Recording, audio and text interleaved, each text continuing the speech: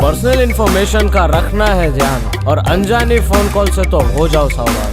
पहले तो वो तुमको फोन लगाएगा, ऐसा वैसा बोल के वो तुमको डराएगा, झूठे झूठे केस वो तुम पे लगाएगा और केस लगा के डिजिटल अरेस्ट करेगा।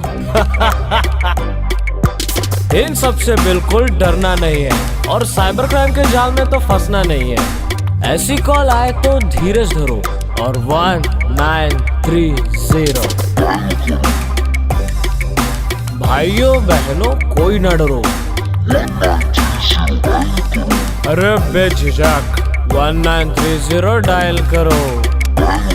अरे कोई ना डरो 1930 डायल करो। हाँ डायल करो।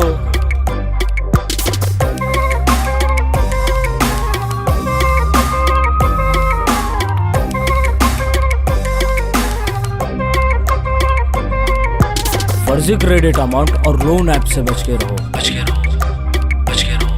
सोशल मीडिया पे अनजानों से दोस्ती मत करो।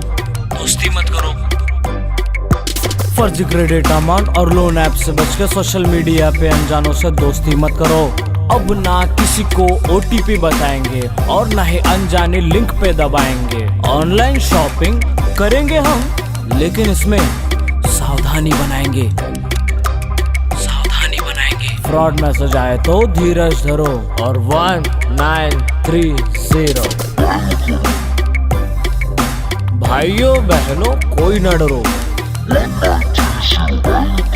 अरे बेझिझक 1930 डायल करो। अरे कोई ना डरो 1930 डायल करो। हाँ डायल करो।